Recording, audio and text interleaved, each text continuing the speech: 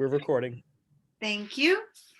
All right, we're going to call to order the Garrison Board of Education regular meeting for Wednesday, February 3rd, 2021. We'll begin with a roll call. Dusty, will you call the roll, please? Jocelyn Apicello. Here. David Gelber. Here. James Hoke. Here. Madeline Julian. Here. Courtney McCarthy. Here. Matthew Spicer. Here. Sarah Tormey. Here. Welcome, Madeline. Okay, next up, we've got the Pledge of Allegiance. Okay. I pledge allegiance to the flag of the United States of America and to the republic for which it stands, one nation, under God, indivisible, with liberty and justice for all. Okay. Great. And now we're going on to accept agenda changes. Does anyone have any agenda changes recommended? Okay, we're going to go ahead then. I'll read the recommended action. Be it resolved that the Board of Education of the Garrison Union Free School District hereby accepts the agenda as presented. May I have a motion, please? So moved. Second. Thank you. Dusty, will you call the roll, please? Jocelyn Apicello. Aye. David Gelber. Aye. James Hoke. Aye. Madeline Julian. Aye. Courtney McCarthy. Aye. Matthew Spicer. Aye. Sarah Tormey. Aye. And Dusty, you saw the note here from Madeline. She's having a little bit of connectivity issues. Okay. So hopefully we'll get her on another computer. Okay, now we're going to move on to board communications and presentations. First up this evening, we have a capital project update with our friends at Tetra Tech Architects and Calvi Construction. Let's go ahead and turn it over to them, Carl. Welcome. Oh, I think everyone's getting promoted right now. Hi, Garrett. How are you? I'm well, thanks. How's everybody doing? Great. Good. The floor is all yours, Garrett. Okay, great. So David Chen is actually, and Eric, if Eric's here, Eric Wilson from Calgi and Dominic are going to lead our presentation tonight. We're starting to think about phasing for the project and construction, and we've had some meetings on that, and David's going to present what our current sort of direction and line of thinking is. Hi, Eric. Hi, thank you, Garrett. Dusty, can I have my PowerPoint up?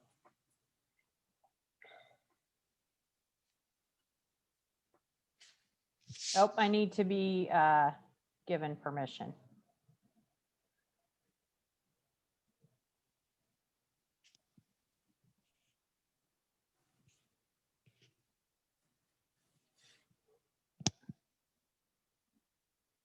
Okay, there we go.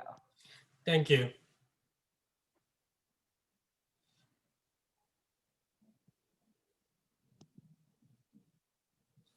Okay. Okay, tonight's presentation to the board is just about phasing and schedule for the capital project that is going to be bidding out pretty soon. And we want to go ahead and establish some kind of phasing plan so that the contractor actually looking at working with the school district can better understand the school's need in terms of how school is looking to occupy the space and what space they want to come to be finished or to be attacked first. But we do have a fundamental, not issue, but schedule work that need to happen before anything can happen. Dusty, can we go to second slide, the agenda? Anyway, I only have two agenda. One is the phasing in the schedule, and the other is the discussion and considerations. Next slide, please. The goal of the phasing and the schedule is to facilitate in-person learning for the entire school year of 21-22 school year. The fundamental scope of work that we need to get it out of the way is the asbestos abatement. And in our thinking, we have talked about this before. We like to get this done in one mobilization. The corridor seating removal, that's important because we need to open up all the corridor seating so that we can prepare all the electrical and all the HVAC roughing in those areas so we can branch into the classroom. Then the first summer, we're looking at doing the interior renovation of the library. The library, we're not talking about to finish the library. We are only talking about getting the computer layout and creating this IT closet or IT room so that we can facilitate the technology portion of the project that can come on board right away. So they have a room to put all the equipment, and then they branch out from there. And we want to see 3 or 4 rooms, different area, but we have an idea where to start first. But we want to see if there's a possibility to start 3 to 4 rooms to complete in the summer of 21. So we have the library without the computer lab, can be a swing space, could be 2 classes in there, and the 3 or 4 classroom that we finish in the summer can go back to regular activities, and then we move on to the school year work. That's going to be on the next slide. But we also want to accomplish in the summer of 21 is the new electrical service and the roofing. The site work is we want to start that work, but it's not necessary, we think, to have a very rigid completion date. I think the site work maybe can flow into the school year, but that's further discussion with the team. And also the roofing work is important because we want to get a weather-tight envelope, meaning we don't want any leak. So we want to do the roof right away. Okay, next slide, please. And for the school year 21-22, we are looking to have 3 or 4 rooms at a time, and to do the renovation and turn over the space back in function throughout the school year. We're looking at maybe 4 blocks of space to do that. Obviously, which one start first had to be, again, be more discussion that we can go into with the project team. We also want to do the HVAC renovation for the middle school side, mainly the stage, gymnasium, and the middle school classroom. Because we are taking out 4 units in that space, and we don't want to start this work till pretty much spring of 22, because we want to make sure that those HVAC equipment is available and is on site or in some kind of storage that we can put them in, and we're not waiting for them. So that work can go on at the spring of 22. And that's what we're looking at. For the summer of 22, we're looking to renovate the remaining rooms, but be more. We're looking at to renovate the business office area, and the 2 bathroom that is across the hall from there, and also we're thinking about renovating the corridor and all the public space to finish them up in the summer of 22. So by school year of 22-23, we are back in all in-person class sections. Aep Commissioning, obviously, when we turn over the space during the school year and also summer of 21, the HVAC system just got put on and start working. So we want to leave the commissioning at the tail end, so we have the entire system to tweak, balance, and adjust at the end. So that's the phasing schedule, so to speak. And the next slide, please. So school year 2021, this may not be a good discussion or consideration but it was brought out. The idea is to jumpstart the abatement work 2 weeks ahead of every other school is looking for the abatement contractor to start working.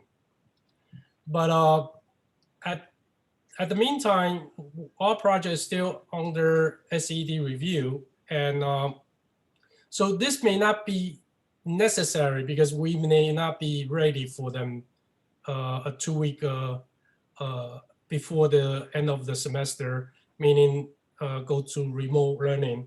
So this is something that we're gonna just bring to your attention, but we at this point, we don't know if this is necessary, okay?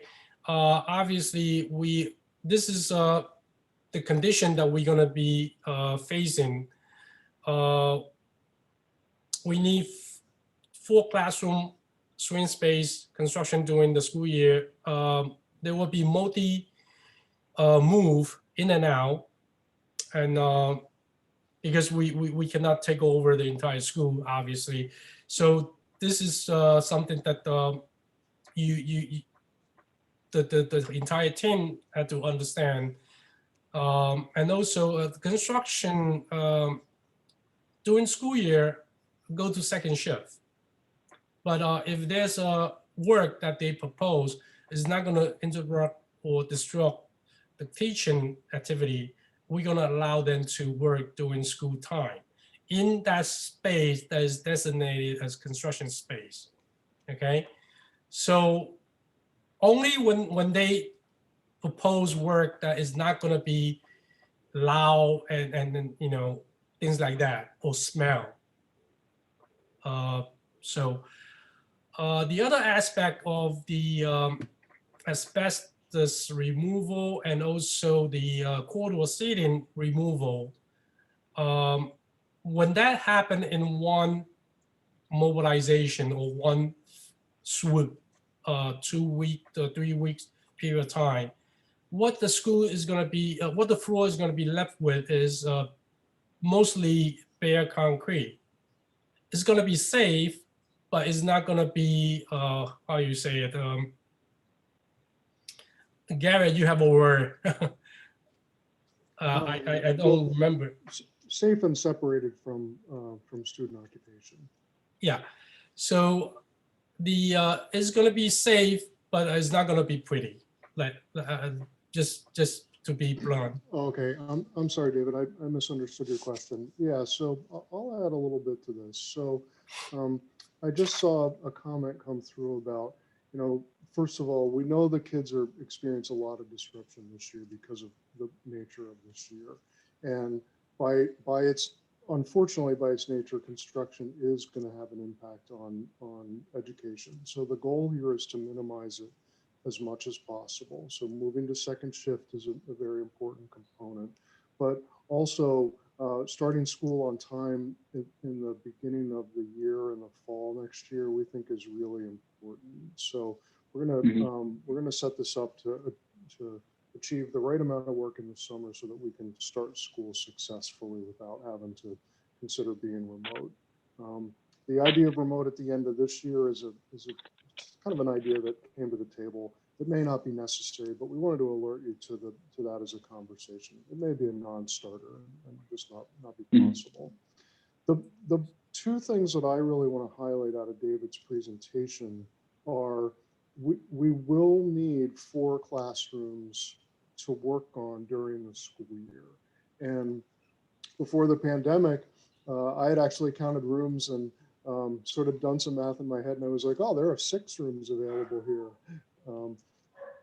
With the current distance learning in that situation, that we know that's not possible. So 4 rooms even is going to be a stretch, but we're going to have to find some spaces that would be like temporary classrooms so that the contractors can have 4 rooms to work on at a time. They'll move out of those 4 rooms to somewhere else. The contractors will work, then they'll finish and then move back into those 4 rooms, and the contractors will go to the next 4 rooms. That's probably the biggest part of this presentation that I want to make sure everybody's aware of. And then secondarily, what David said about the sort of condition of the building. So after the first summer, we're gonna have all the abatement work, or the majority of it, done. But there won't be time to get everything all put back. So in terms of floor finishes, there may be some rooms that have the new floors in them, but others are probably going to be bare concrete, probably for the duration of the year. And as the rooms are done 4 by 4, they'll get new floors and then they'll be ready to go. But I want to alert everybody that it's going to be safe, but it's not going to be pretty. So, you know, that's going to be bare concrete, the ceilings are going to be gone, everything's going to be suspended properly, and lights and safety features, but it's not going to be a, you know, it's going to be a construction zone that is what the kids are going to be facing. The one thing that's very important for everyone to understand is that any construction that happens in a school building must be completely separated from the children. So contractors can't come in contact with the children. They have to be in separate areas completely. So when I talk about, you know, it's going to be a construction zone, there's not going to be any construction activity going on in the places where the students are. That will be on the other side of hard walls and separated completely. But you know, I often refer to construction projects as analogous to going into the labor and delivery room. It's going to be a challenge. There are going to be hardships. We all have to keep our eyes on the goals. And in the end, we're gonna have some really beautiful, wonderful spaces in the school. But there's gonna be some challenges along the way. So maybe a longer answer, David, than you were expecting me to say, but I just wanted to kind of fill in some of those components as well in the conversation. Yeah, and just to add to what Garrett said, I'm sorry, this is Dominic Calgi, and I'm having an issue with my laptop. I can see you and hear you. Unfortunately, you can't see me.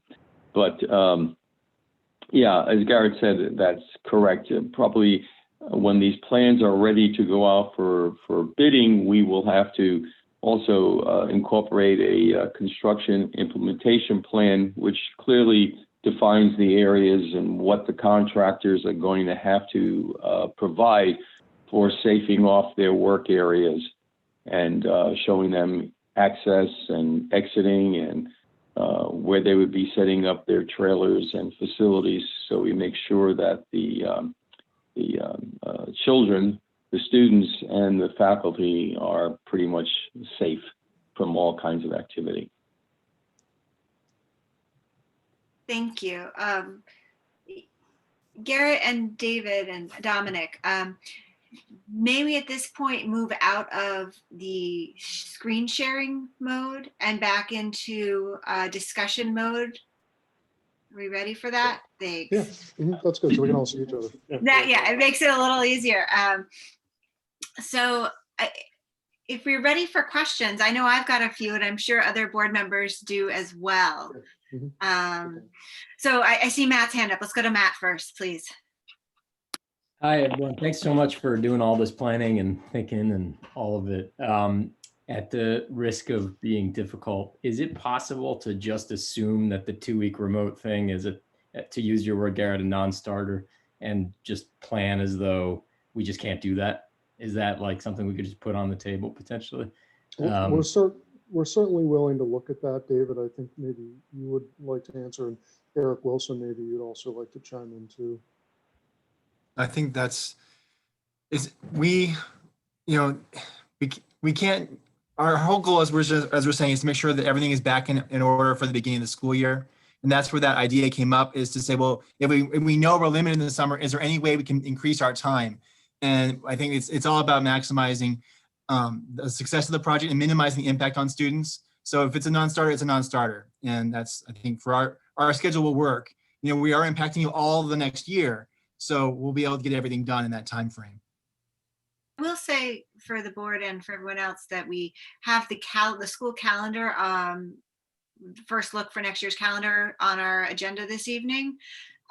One thing we could consider is starting a little bit later to give you some extra time in the beginning of the year, or the beginning of the school year, just due to the way the calendar falls.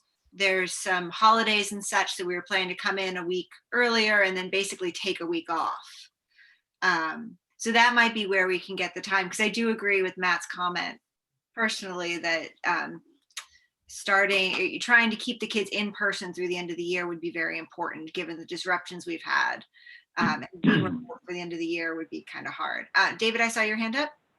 Yeah, I wanted to hear what Carl thinks about that, about the idea of having 2 weeks at the end done remotely. Sure, David. We had some discussion about this, and I think David said it earlier. It may not be possible, so I don't want to get too far ahead of ourselves, because if the state approval doesn't come in at the right time, then of course that is followed by a bidding process.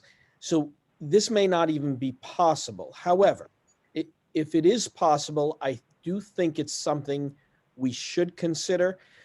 Later on the board agenda, there's a proposed calendar for the board's approval, the annual calendar. And as Sarah started to say, you will see that next year, the first day of school is scheduled for September 1st. That's a bit of an early start. And there is the possibility, if we need the time to start the year remotely, look, both are not good options. Believe me, what Matt said earlier, I would much prefer to have all of this abatement work. I feel very strongly about the abatement work not happening when students are here, even though that can be safely done, but I disagree with that. The demolition work, I feel very strongly about having that done in the summer when students are not on the campus. And any other work like roofing that I think ought to be done, or anything else that's unsafe, I think ought to be done over the summer. So if it can be done within 8 weeks, that would be the ideal. If we needed a bit longer, I would probably lean towards going remote, maybe the last week or so of June, and being able to start the year with in-person school on September 1st. That's where my thinking is right now, but I'm not set in that. It's the first time the board is hearing this, and the facilities committee I know will reconvene, and I think it deserves more discussion. I'll add one more thing, and that is what I heard from our project managers and our architects is typically every school wants to do abatement in the summer, and that makes sense. So if you want to start on July 1st, you have a lot of competition, and if we can get even a week or so ahead of the other districts, that may be a big advantage for us being the first scheduled for the abatement. Get that out of the way. And then hopefully you towards, later in the summer, maybe even start to do some construction build out of the classrooms. So David, that's my thinking at this point in time, and I welcome anyone else adding. Can I jump back in real quick? Matt and then James. Yeah, go ahead. I totally, there may just be factors that make it necessary. I totally recognize that. I'm having an unusually visceral reaction that I think is probably not unique to me. I think in the context of 20 to 21, the feeling of going remote, if we don't have to because of the pandemic, for even a week in June, I think is not good. Now, if it has to happen because of things that just have to be done, of course, it is what it is. But I think if we could prioritize at all costs not doing that, I think the community would be very well served. And I think people would respond extremely favorably to that not happening, especially as we're coming out of the year we've been through. I know everyone understands that. I just want to sort of say it on the record out loud. Matt, you said it well, I think. And I know there's another one after me, Sarah, but can I just interrupt for 1 second and interject? Is that Of okay? course. And then James. Yes. I just want to come back to something that you said, Sarah, about starting and stopping in the fall. We're open to that, but I think we want to avoid that at all costs as much as we want to avoid it in the spring too. I was more referencing taking a couple of days out later in the calendar or adding days later. We can talk about it later on, but there might be a way to adjust it so we start later, perhaps. Okay. James? I don't have the calendar in front of me, but usually, if I remember correctly, the last week of school is kind of a wonky little series of half days, and it's not like they're in school for 3 hours a day, like maybe 2 days, and then there's some professional days. So I hear what Matt's saying, and I totally understand where he's coming from, and I understand. I get it. I totally get it. But I'm wondering what that last week looks like, last week of school, so that we know if we were to do such a thing, what are we actually interfering with? That's all. James, the answer to your question is Monday, Tuesday, the last week of school are full days. Wednesday, Thursday are half days. And the last Friday is, I believe, about an hour and a half. So right. You're correct. They're not full days. Right. It's just a thought. It's just a thought, I don't want to I understand people wanting some sense of normalcy there, but it's a question. I support what Matt was saying earlier, what everybody's agreeing with about not losing unnecessary time for the kids to be in. I wonder, but James brings up a good point. We've got the 23rd, 24th, and 25th. The kids are dismissed at 11:15. The Monday, the 21st and the 22nd are full days. One of those days is typically, and nothing is typical this year, as we know, is typically field day. But perhaps we could get, the administration could get creative, and one day could be field day, one day could be forest day. Certainly the weather is fantastic, so classrooms can be outside. It could be a whole week of outdoor education or something. So maybe there's a way to make both ways work. But I do completely agree that, especially with the weather being so beautiful, I'm trying to imagine parking 200 kids in front of a computer would be rough. Yeah, just to sort of back up what Courtney was saying, that could be a great sort of middle ground here. That's on our end, obviously not on your end, but if there's a way to have the kids doing something in person, maybe not in the building on the heels of the year that everyone's been through, I think that would be great, really great. Thanks, Courtney, for thinking about that. Great suggestions. I think Allison and Meg and I could definitely plan some outdoor activities, even if it's just giving up a few days. Garrett and Dominic, I don't know if a few days at the end of June helps. I guess, if we're able to, maybe that is a good solution, and we could plan some exciting outdoor education for the children. Yeah, I think it's definitely worth considering. This isn't a hard and fast, we have to have it. This was in the, let's have this discussion. We're hearing loud and clear that this is not a great option. So if we can avoid it, let's avoid it. Yeah. Okay, thank you, Garrett. Madeline?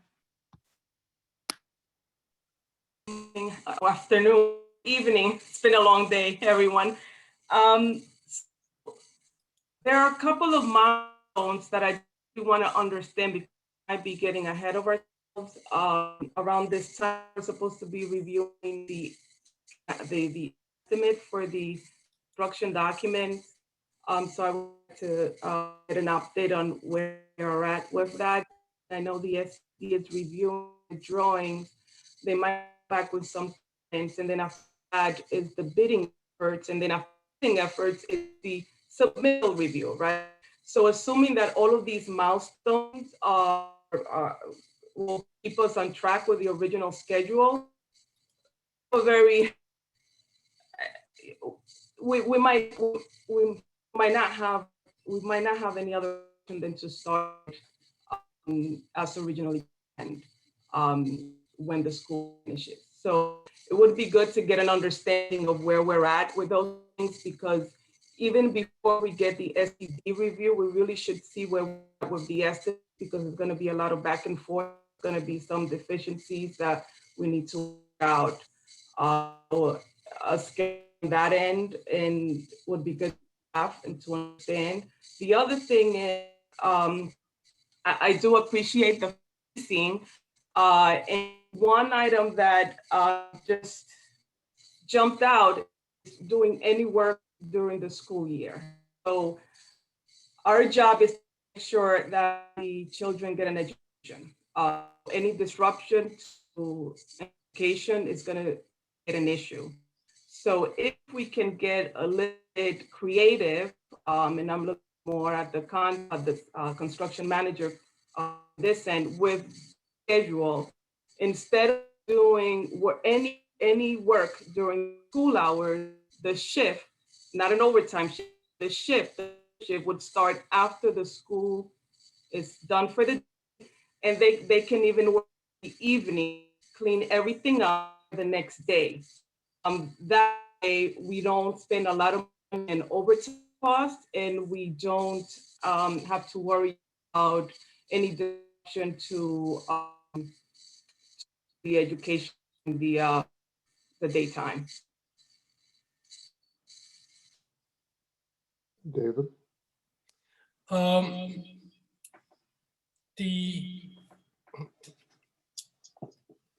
The school year work is going to be a second shift after 3:30. Mute one of your mics there, David. Yeah, there are two of you. Yeah, Yeah, David, I'm gonna remove one of you because there's somehow you're in here twice. So if for any reason I bump you both back, I'll pull you back again.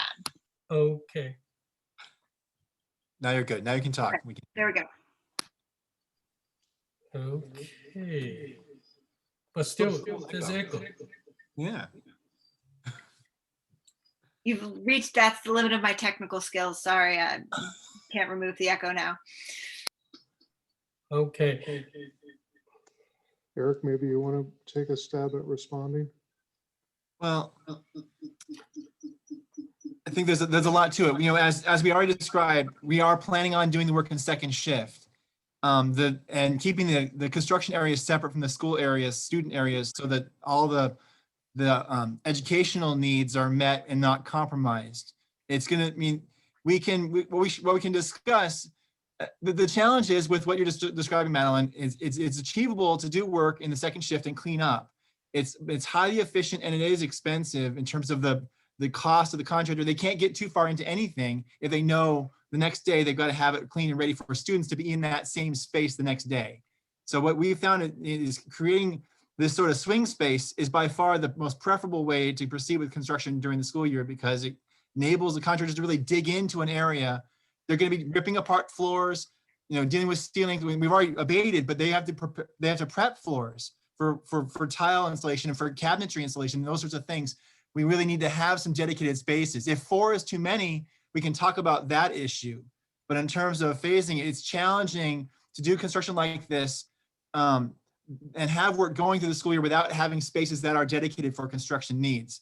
Again, egress is critical. We've looked at how, the basis of our number comes from mechanical ability to get heating and ventilating systems in different discrete areas, how the engineering is phased and can be sequenced. We've looked at a lot of these different factors simultaneously. And those are factors as well, because as we're transitioning spaces from the old system to the new system, entire areas are going to go offline or online. And it's not the kind of thing that can happen reliably over a weekend. It's got to be a 4 to 6 week process to take any given area and truly transform it to the finished product. So I understand exactly what you're saying. We do school projects all the time, and they're always challenging because of the great pressure on the summertime and then the need to keep things going. But this is not unusual. And as Garrett said, there's going to be some discomfort generally, but we believe it can be done both safely and with cooperation on all parts. We can make it as painless as possible. And often kids actually who experience it actually enjoy seeing construction in process. There's a lot of actual learning opportunities that happen, but I understand it's not ideal, but it's very challenging. I don't know, Gary, if you can speak to that, your experience with how it proceeds. I think you said it well, Eric. One other thing, since David's having some technical difficulties, I'll respond, Madeline, about the milestone schedule. So David's working on the estimate right now, and we're collaborating with him, supporting him on that. And I believe his expectation is to have the estimate done by the end of February, so we can see that number before we have SED review. Madeline, did that answer your questions? Go ahead. Yes, thank you, Eric. I do agree with the swings. My concern was more from vibration that would prevent the kid being educated. Right. Well, David did mention that issue, that we are planning to have all actual destructive vibration creating noisy dust producing work happening after hours. The contractor will be under strict restrictions for any activities they intend to do during the day. But things like deliveries and things that happen sort of around the back of the house, those sorts of activities we've seen can happen as long as all the banging and the disruptive work is pushed to after hours. So that's entirely the intention. That's how the document's going to be prepared to operate in that way. Okay, great. In the bidding, it would be if that can be added to the subcontractor, the mitigation during the school hours is going to be. Thank you. Yeah. Mm-hmm. Looking to see if I have any other questions here. Okay, I actually have one.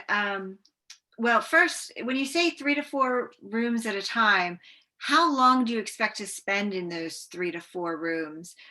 And then my second question is really for Carl, who I know has been through this process in his previous district in terms of a similar capital project. And if you have thoughts from what Madeline was talking about, the educational angle of how we make this work for kids, especially within our building. So Sarah, the first question I did ask, and Garrett, correct me if I'm wrong, we think we need that swing space of a block of 4 classrooms for about 5 to 6 weeks. Yeah, we're saying 4 to 6, exactly. 4 to 6 weeks. Okay. So that, Sarah, what that means is students would be displaced for a month and a half. And of course, that is a concern. This year forced us to get very creative with using every bit of square footage in the school. And we had to do some shifting around early in the school year when enrollment shifted. And a lot of this depends, and our project manager and architect, they understand if we still have to maintain 6 feet of social distancing, around every student, this is going to be a real challenge. And then we're talking about using spaces maybe like the gymnasium as a classroom, which is far from ideal. In fact, we really want to avoid that. However, if things are better, if there is some talk of reducing that 6-foot recommendation from the CDC to 3 feet, as we learn more about the virus and how it spreads and as people are getting vaccinated. So I'm hopeful that if we could have more students in each classroom, I do think it's possible that we could free up 3 to 4 rooms at a time. It won't be ideal. And again, I think I've heard that over and over. It's going to be a challenging year ahead. But I also hear the parents and our board members who are also parents, all of you, this has been a challenging year. So now to follow it up, with a second year, but I don't see too many alternatives. I think we do our best. We've gotten better at outdoor education, and I think the staff is motivated to get back out there in the spring and certainly back in the fall. So I think we just need to put our best foot forward. But I do believe 3 to 4 classrooms is doable if we can reduce this 6-foot requirement to 3 feet. Yeah, and I'll add one more thing to that.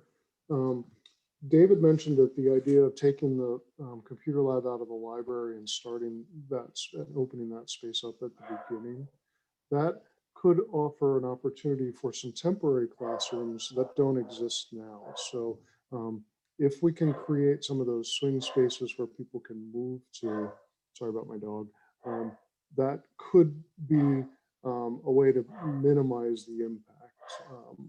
It's less than ideal, but at least we can find some space if we still have to stay social distanced. Jocelyn, thank you, Garrett.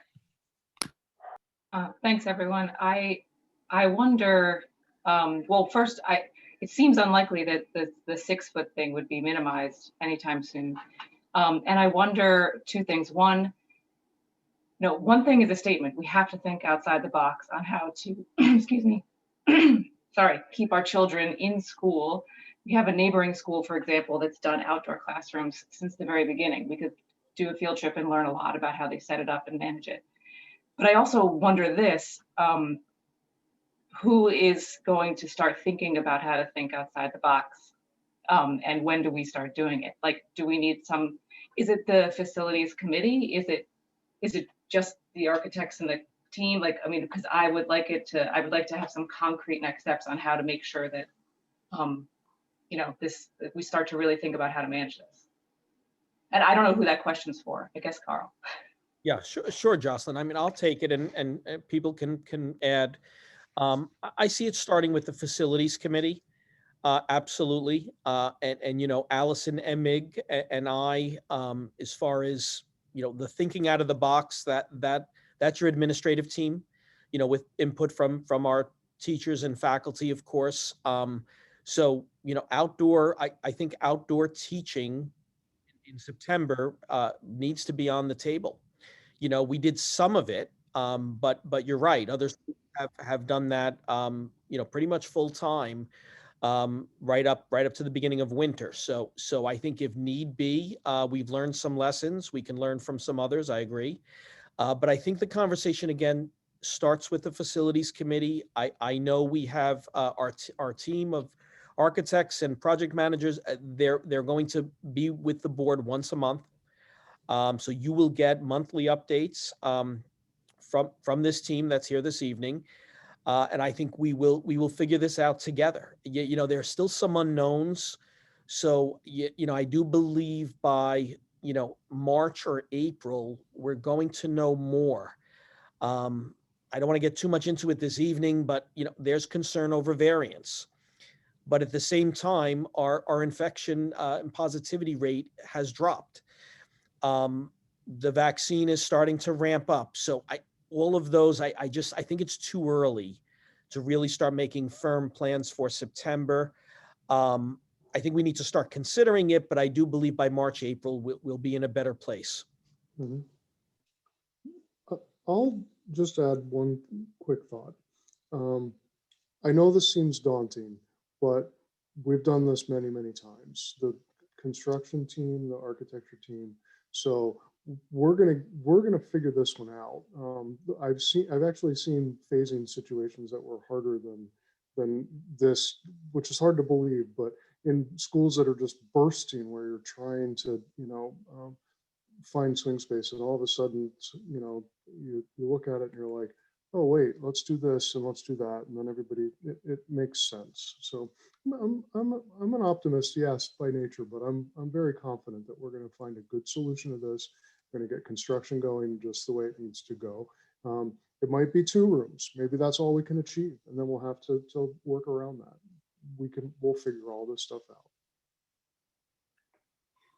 Great. Thank you, Garrett. And thank you, You're Carl. welcome. Do I have any other questions for our team with us tonight from the board?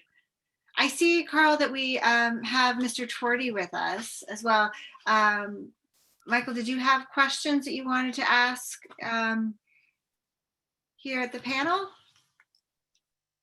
Well, I just had a statement that I talked to David and Eric with today that I know we're talking about in the summer taking all the ceiling tiles down, and that's fine. And I know it's pretty important, but I also have to talk to our fire inspector about that, because I know in the past, if I've just had, like in the locker rooms, for example, 3 or 4 ceiling tiles down, the fire inspector doesn't like to see that.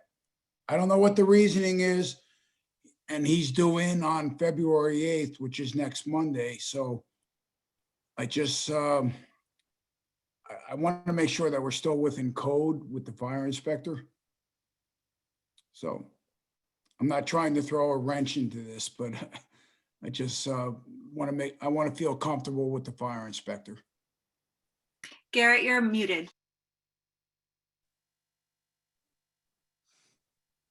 Sorry. Yeah, we'll have to address that, Mike, as I put in the chat. We want to talk to the fire inspector and make sure that they don't have any concerns.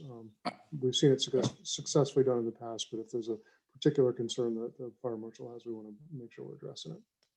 I mean, he's a really good inspector. He doesn't like to bust chops, but at the same time, I want to tell him that it's only going to be temporary, but temporary could be up to a year. Mm-hmm. So. And we want the occupants of the building, the children, the staff, faculty, to be safe. That's the most important thing. So there's going to be no cutting corners on that. Now, I don't know what the concern is exactly with the code that way, but I think David explained to me today that, when they take the ceiling tiles out, any of the smoke heads there will still be up and above on wires. So as far as smoke protection will be covered, but I just want to see if the inspector has any concerns that way. Yep, good point. Madeline? Thank you, Michael, for bringing that up. And I've seen from a point of view is that once you move any tiles, and if you don't have the right sprinkler system, and if it's construction, we sometimes have to do some fire watch to make sure that the facility is safe. Whether fire watch should be part of the project, or whether it's a temporary sprinkler loop that needs to be built, are the things that should be looked at. But regardless, whatever is done, the building needs to be safe at all times, even when occupants are not in the building. Okay. Madeline, it's hard to hear you, but the 2 things I heard you say is the fire ratings, and I saw in the chat, there's a concern that the ceilings might be fire rated in some places, and we should just confirm that, Garrett and Keith. But if that is the case, I did not see that in the areas that I looked at, so I'm not sure if that is a case anywhere. But the issue of fire watch, definitely, that's always a possibility. If you have someone there who's a responsible person to watch that space, that is a way to deal with that issue if it is an issue. But those things we definitely will consider. Yep. Madeline, did that answer your question? I know it was breaking up a bit, but if you have further questions, please type it in and I'll make sure it gets read too. One thing that Madeline talked about, fire sprinkler. School building doesn't have fire sprinkler. So that is one thing that puzzled me, but that's the reality. So we don't have a fire sprinkler system in the school building. That's not uncommon to not have sprinklers in school buildings. It's a particular code requirement. That, sometimes is a requirement, and in this situation, it's not. Do I have further, oh, Dominic? No, I was just, what Garrett had just said, most of the school projects that we're involved with do not have sprinkler systems. Okay, thank you. Michael, did that answer your questions? Yes, it does. Thank you.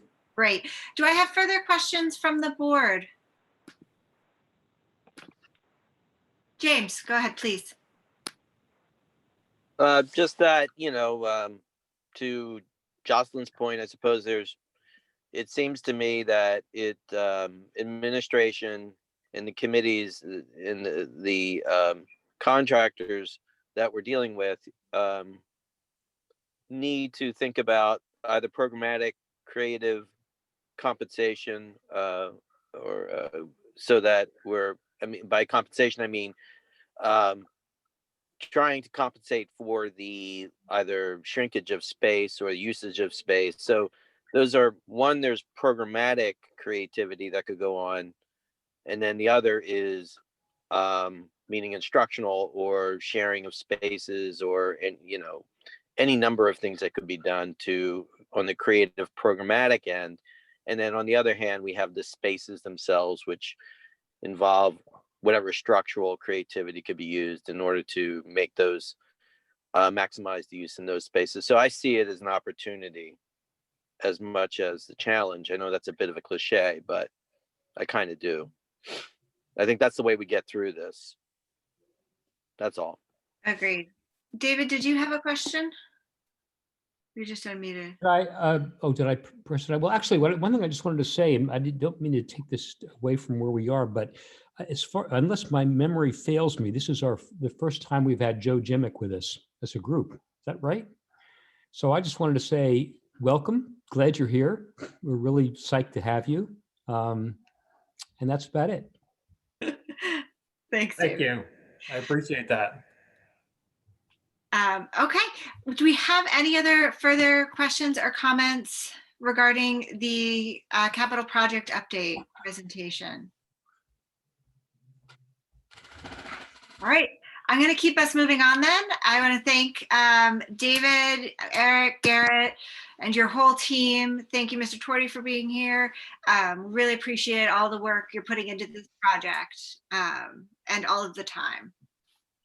So thanks, guys. Carl, are you popping them back into the audience? Bye, Garrett. We'll see you again next time. Bye, Eric. They may not stay with us, Sarah. Quite a team here. I'm really just a lot of people working on this. Yeah, they'll probably sign off if we give them a moment. Yeah, Okay. we'll sign off. Take care, everyone.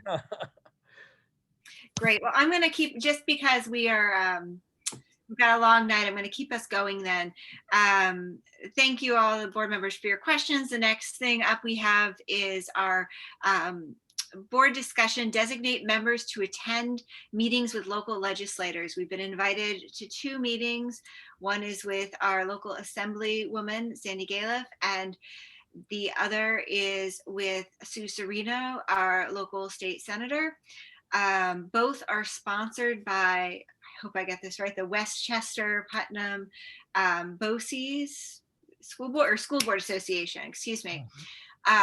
We do have a board appointed rep, which is James, to this organization. So we can opt to have James attend. I know others had expressed interest, however, and did not want to rely solely on James without bringing it forth to a public discussion. So James, anyone else? Thoughts? Sure, I'm willing to attend whichever you would like me to, or both. I can't remember the dates offhand. I think one's the 11th or something, or one's the 11th and one is this Friday. Yeah, so yeah, I think the thing that I think it would be mainly listening. There's not you can only ask so much from the state at this point. If they don't have it, they can't give it. But I think we can, I think that there's opportunities to talk about some things that do matter to us historically. One would be, you know, any type of infrastructural infrastructural funding that goes along with a new package, a new infrastructure package. Anything that's school related might be helpful for us, and that might be alternative energy, whatever, right? Whatever we can, if we can work with get any type of federal assistance for any of the things that are happening right now. And the other would be any traffic related issues that we perhaps want to talk about. But in other words, we've had an ongoing issue with Route 9. We also have a new program. There's a high probability that the Hudson Valley Shakespeare Fest will be moving into that area, which is mainly a summer activity, but that will create opportunities perhaps for some traffic controls along Route 9 that might be helpful for us and our buses which navigate those routes. But if you have any ideas, board members or administrators, that you would like me to bring up in any of these meetings, please send me a note and I'd be more than willing to voice them. Thank you. And I will note that Carr will be attending as well. We're only sending one board member because that is what was asked of us. David? Yeah, I would welcome an opportunity to proselytize for this idea of fairly well-off districts like ours supporting that proposal of the big city superintendents for a Marshall Plan for underserved schools. I think it's really important these days for us not just to see education in America in terms of our own district, but more broadly, because those places are really suffering. It's a really bad time for them. And I don't know about Sereno, but I would imagine Sandy would get behind something like that. Maybe Sereno would too. I don't know. And I will, James, we did have I'm not sure if I'm a petition, I believe, from the Westchester Putnam School Board Association group in helping other districts, which may be a topic to reference as well. Well, I think I hear David loud and clear. I think that's more of a Maloney federal representative issue, because that's where that money is going to come from. I mean, we but I think New York State can be a voice in supporting that. I agree with you about I can voice that. I can voice that concern that I think we all share those concerns, and I certainly can voice that. Thank you. And Jocelyn, you had a thought, please? Yeah, I just wanted to say that I appreciate what David said and James for recognizing it. And I feel like the state could play a role here. You know, James, you mentioned like if they don't have it, then you know they can't give it, meaning the state can't provide the funds or whatever it might be. So I mean, is it time to ask them to think outside the box? That seems to be a theme tonight. You know, they raise funds. And I know I don't know really as a non-finance person, issues related to the tax levy rate increase, et cetera. But are there ways to, for example, property tax second homes in New York State at a higher cap so that money can then be redistributed to districts, for example, that are suffering? So obviously, I'm not proposing that we propose that, but I'm trying to just encourage thinking outside of the box for ways for districts and the state to raise money that could be, you know, kind of marshaled along to these other districts. Kind of echoing David's idea. Right. I think the probably the most realistic take on all this is to say, you know, we're interested in what happens in our district for sure. But you know, I think that it's very important that if federal monies do come to the state for allocation, that you know that they be delivered equitably with a focus on districts that have been historically underrepresented and underserved and are increasingly in dire situations. So, I think. You know, with aid and construction aid and whatnot, I think there's a lot of progressive allocation that goes on, but the big question that David's drawing, I think, is this question, this initiative that is a national strategy. So I think what we have to voice to our local representatives is that they support that a national strategy, which would be then distributed probably through states, would that we would support such an initiative. That's all. In other words, a national strategy is going to come right to the governors for distribution, et cetera. And I think what we can do is support that mechanism to be as equitable as possible. I agree, but I also like to be mindful that when we are at these meetings, we are representing the Garrison School District, and we need to be mindful that we are representing what is in the best interest of our children in our school district. And while it is important to support the other districts, I think we also need to think about how this moves our district forward. So I do think bringing up perhaps the traffic, I know it's like a smaller thing compared to, reallocating taxes perhaps, but bringing up the traffic light that we might need at Route 9, any other incentives would be probably appreciated if there are some. Yeah, anything that people have that is really locally oriented that you think would be beneficial. I think the traffic is actually a very big deal in our district, meaning I think Route 9 specifically is a big deal. How we, I think managing speeding along the corridor, which is the sheriff's jurisdiction, how can they, make sure that we have safer roads for our buses, for our residents? I mean, Putnam has a lot of issues with being a place people drive through, and they don't always do it kindly. Let's put it that way. So I think managing our roads and managing the safety of our roads is no small thing.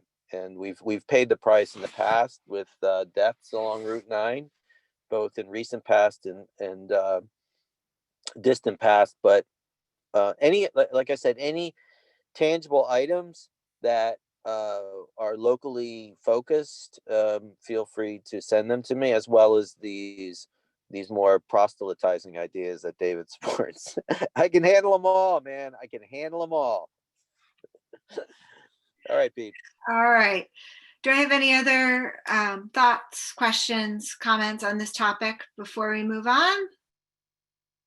I think David was, yeah. Yeah, I just wanted to respond, Sarah, to what you said. I don't see this as an either or situation. I mean, I absolutely think we should raise the issues about the traffic light on Route 9, but I think this is an important opportunity to have our constituents think about whether it's in their interest to only focus on this district, because my argument would be that it's in the interest of all of us to see that places like the Bronx and Peekskill and Newburgh are better served educationally. I mean, that is not something that is a theoretical, ideological preference. It's absolutely in our interest. And that kind of debate is not happening right now, as far as I know, in New York State. Well, good point. I was more referencing the taxes, and especially with the second home tax in this area, it may not be as well received, perhaps. I don't mind if things are not well received, as long as it comes along with, some kind of explanation and education around why some acts might be important. To do things like James was referring to kind of repair a history and a legacy of unfair and unequalness, but also just to be innovative in the way we think about the way state collected tax money, not federal, right? It's state collected tax money is actually collected and then allocated. Okay. Do I have any other comments, thoughts? Madeline? James, I think we confirmed, so you will be able to attend both, or you need someone to attend one and attend the other, or you're okay with this Friday and Thursday? I got it. I mean, like, I signed on to be this person, so I got it. Yeah, it's my response. I got it. I'm more than willing to do it, and you know, I think I can articulate everyone's concerns and frame it in such a way as to, you know, compel the conversation. I also think that, you know, it helps that we have this petition out there that we sign on to for the more federal oriented discussions, but also, you know, I think we can draw attention to whatever our local concerns are, whatever our national concerns are. I think we can, you know, as long as we're putting education and the needs of all children first, I think it's a valuable conversation. Sounds good. Sounds good. Thank you for attending. All right. I'm going to move on. Next, we have president's remarks. I'm going to keep these really brief because we have a long night. We've already been here for a while. I wanted to just start by thanking Mr. Twardy and his maintenance team for handling the recent storm. It was quite a lot of snow, and we greatly appreciate their effort. I'd also want to let the board and the public know that Courtney and her role as VP, have been working with Carl, and he is developing a presentation for a calendar of presentations for the rest of the board year. So we should have that shortly. And that will include budget presentations, which brings me to welcoming Joe Jimick, although David jumped at it earlier as well. Welcome, Joe. I believe you started on the snow day on Monday, is that correct? Yep, all right. Yeah, so I started on Monday, but I actually stepped foot in the door today, so it was great. Okay, welcome. I hope you enjoy it. We're happy to have you here. I also wanted to draw everyone's attention to the fact that school board elections are set for May, and that the candidate petition packets have been posted to the GUF's website should anyone wish to run. Thank you, Dusty, for that. If you have any questions, please reach out to Dusty in her role as our district clerk, and she'll be happy to assist you. That is all I have. I'm going to turn it over to Carl next for superintendent's remarks. Thank you, Sarah. I'm going to add to the thank yous, starting with a big one to Ray O'Rourke. Ray, as most of you know, was our past board president and resident. He made a very generous offer a few weeks back, which was he noticed at the South Redoubt, the revetment right at the top of the mountain was very overgrown, and so much that you know, visitors could not really pass through it. I know our students do enjoy going up there and learning about, you know, our history. The views are spectacular, as everybody knows. So Ray made this offer to single-handedly go up there and clear it out. I went up with him. I got a little bit of a history lesson, which I appreciate, as well as some good exercise, even though I was a little more winded than Ray. And he did all the work on his own this past week, and sent some videos, and it just looks fantastic. I'm actually amazed at how much he was able to do on his own. The good thing about this, the timing of it is, you know, in the spring, it would become so overgrown that the work would have probably been double or triple. So big thank you. Shout out to Ray. We very much appreciate the service. Also, important recognition for one of our students. James Wynn, who is an 8th grader, entered a writing competition through the local VFW post. And the topic was, what does patriotism mean? And I'm proud to say that James was selected, or his essay was selected out of 75 applicants, or 75 people who competed. And now he is moving on to the next level of competition. But here at the local level, his was the choice. His essay was beautifully written. He wrote about his grandfather, who volunteered in Vietnam, who he was very proud of, and a role model for James, But then he also tied it into current events and what it means to be a patriot today during these very complex times. So we were very impressed with this. We congratulate him and his family. I know he received a certificate and actually a financial incentive, and we wish him luck at the next stage of the competition. The next one is just more of a practical matter. Our school district calendar for this year, as most people know, has 5 built-in snow days.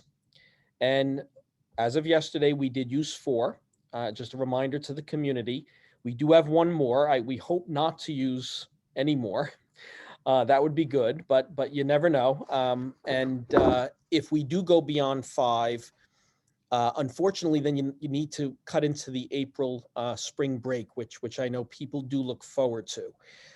So what our plan is, if we go beyond 1 more snow day, we probably will exercise this option to have remote days instead of a snow closure day.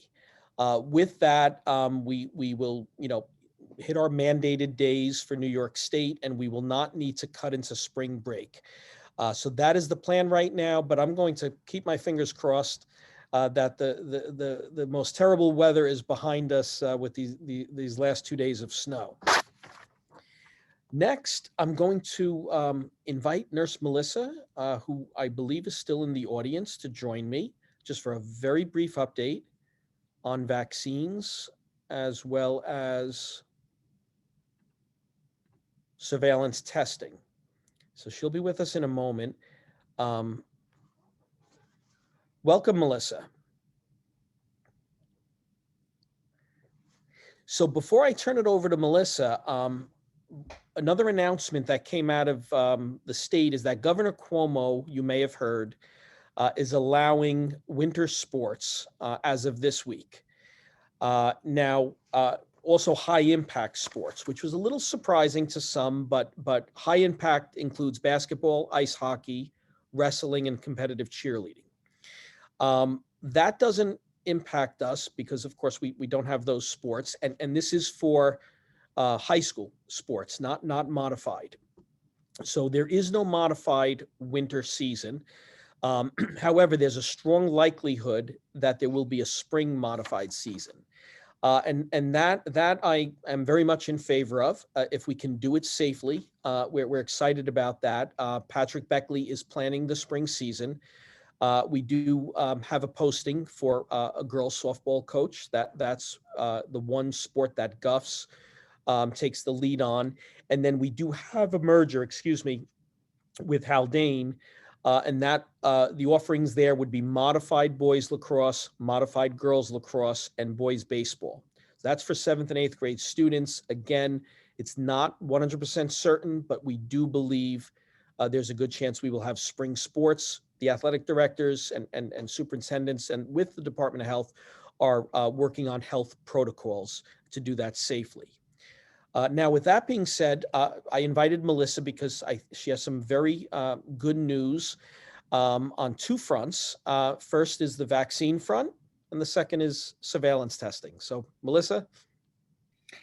Thank you, Carl. So I'll share that we at this point have been able to vaccinate 75% of our staff with the first vaccine. Tomorrow I go for my second vaccine, and then the rest roll out as well. So we're very happy about that. And we owe a huge debt of gratitude to the Putnam County Department of Health for really pushing our school to the front lines to get those vaccines. So a sincere thanks to them. We've also done our testing in school, which has been successful in that we've had people volunteer to do that. And we have been able to do, I've done 21 tests in school in the beginning of the weeks, and testing mostly, I think I tested 15 students and 6 staff members. And that was wonderfully successful and really met with people volunteering to do it, people wanting to really be cautious in the community and wanting to do the best thing for the community. So I'm thankful to everyone who volunteered for that. And I'm also very thankful to Carl for managing to secure us tests. That was a really hard thing to do, but he did it. So thank you very much. Any questions for Melissa on testing? Okay. The good news is we do plan to continue it. We think we have a sufficient number of tests now to continue this probably through May, maybe even June. So we will continue that. And if anyone in the audience or in our community is interested, you certainly can contact Nurse Melissa and we'll make arrangements. Melissa, thank you so much. Thank you all. Have a good night. Yeah.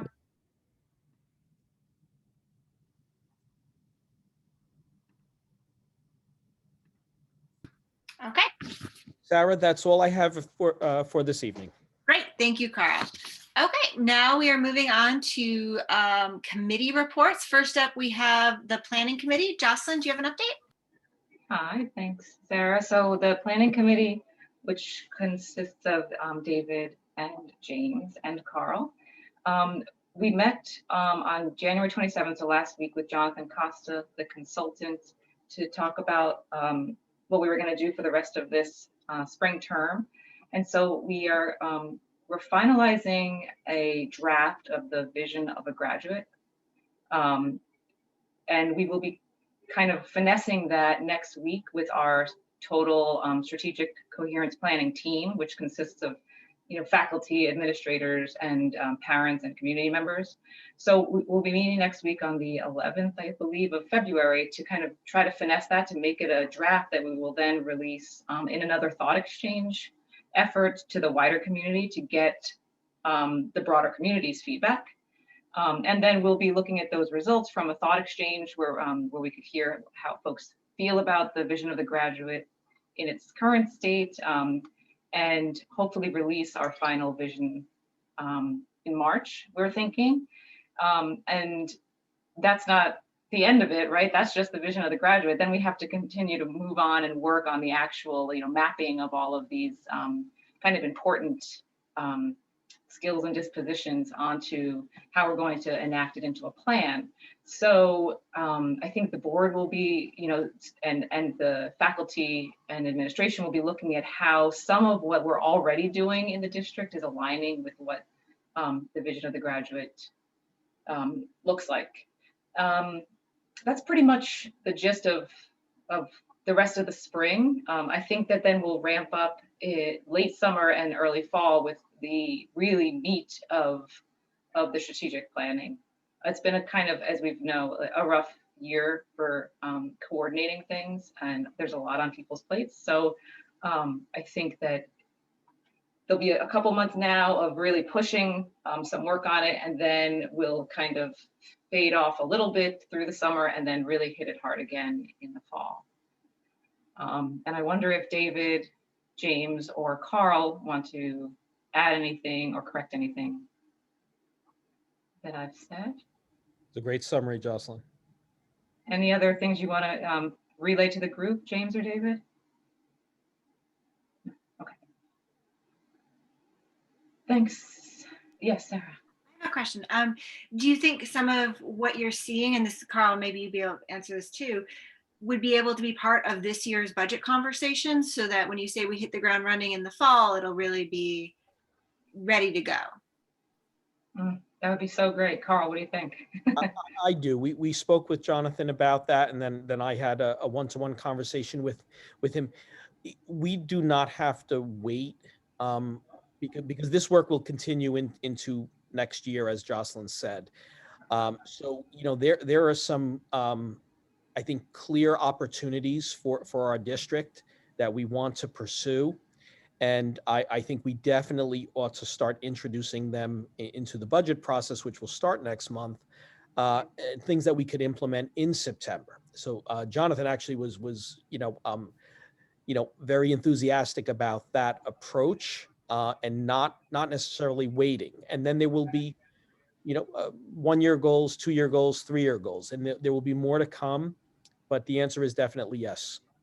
And Carl, I think that's a really good point. And I wonder if that means for us as a board that a meeting coming up probably in March or something, or maybe just some dialogue between some of us to kind of identify those pieces that are like I mean, I hate this phrase, but the low hanging fruit, like the things that we know we want to do and we know align with what the strategic planning team is already working on.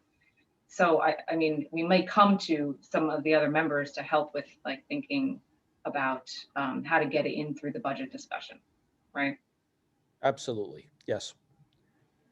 And we will, the other thing is we will have input, not just from our committee, but from the entire community. Come March, we'll be making public presentations. Joe and I have 3 planned, March and then into April. And certainly we hope it's well attended, and we do hope to get community feedback, but we're looking forward to that process. Great. Thank you, Jocelyn. Yeah, thank you. Next up is an audit committee update. I'm the chair of the audit committee. We also have Matt and Jocelyn on that. And a community member, Jesse Lunenpack. We were all in attendance, I believe it was last week. Thank you to Joe and Carl for joining us as well. We met with our internal auditor for his first report back. He's completed an initial risk assessment. After that, we discussed the findings, and from that, we have decided to take a deeper look into payroll and purchasing, which will include a 1-year look back. Just to start, we will then meet with Scott, the internal auditor, again, and discuss findings and whether we need to go back further or look at other areas. That's my summary there. Jocelyn and Matt, if you have anything you wish to add regarding the audit committee meeting? No, that was great. Okay. Everybody had a lot of fun.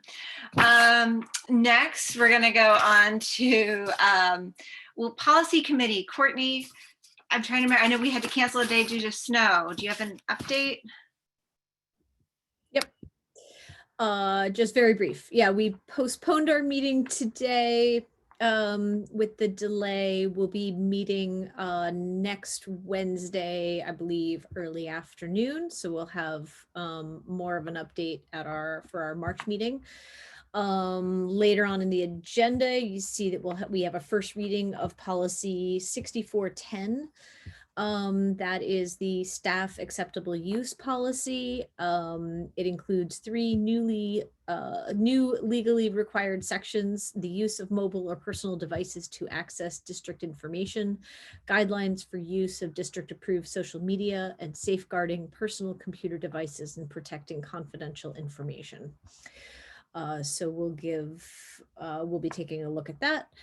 And otherwise, Allison Namig is hard at work on the code of conduct and RTI policies. And Carl is working on health and wellness, and we hope to be able to do a first reading for those 3 policies at our meeting in March. Excellent. Thank you, Courtney. All right. Any other questions, comments, or thoughts on committee updates? Madeline. Hi, Courtney. As a follow-up to our previous meeting, is there work on the equity policy also that started up? We had a brief discussion yesterday about it on the task force, and we know that the committee is already also looking at it. Thanks. We did touch on it at our last committee meeting. That was our first committee meeting in quite some time. And so the majority of the meeting went to discussing code of conduct and RTI, as those are desperately needing an overhaul, and getting Allison up to speed with that and hearing her updates, because she's been doing a huge amount of work on that. So equity is absolutely in process, but we don't, I think we're planning on looking at it for our March meeting. We're sort of planning out what the rest of the year looks like. So I should have a better update for you in March.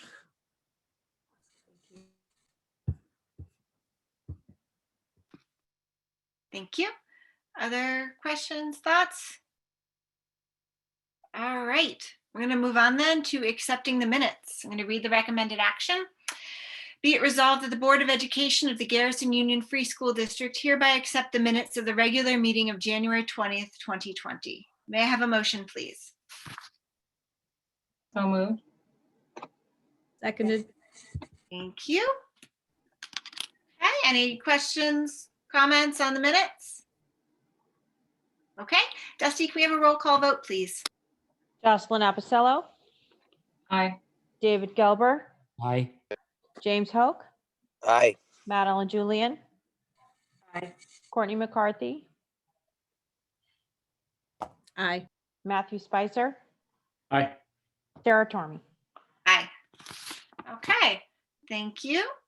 Next, we will move on to personnel items. I'll read the recommended action first. Be it resolved that the Board of Education of the Garrison Union Free School District, upon the recommendation of Carl L. Albano, Superintendent, hereby approves the items of the personnel consent agenda as presented. Carl, would you like, may I have a motion, please? Excuse me. So moved. Seconded.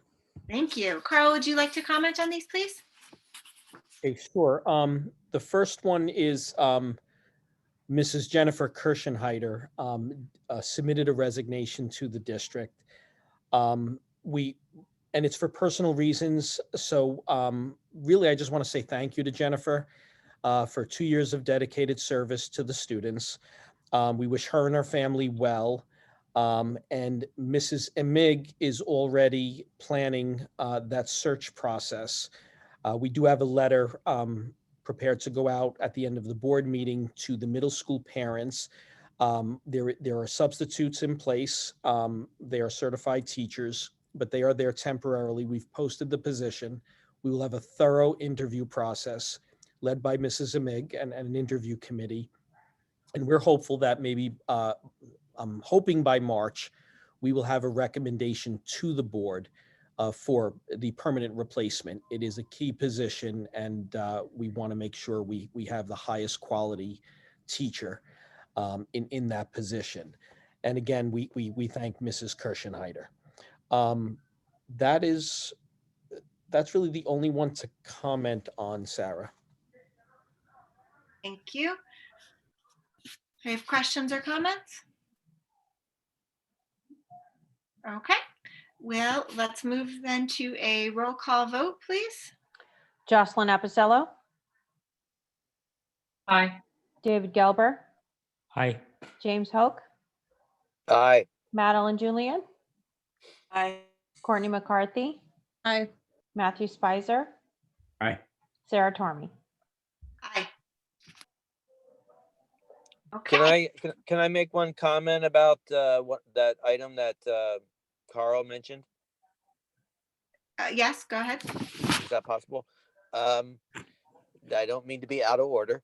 So I just wanted to say that, I think it's very important that, that we find the best candidate possible. I just want to affirm that I trust Carl and Allison and the search committee, but I think it's very important that the candidate that's secured is the best candidate possible, and that we have a broad and inclusive search, of course, and we follow all the proper guidelines. And if taking the right amount of time in order to secure the right person is necessary, I would be supportive of that. Whatever timeline works is what I want to say.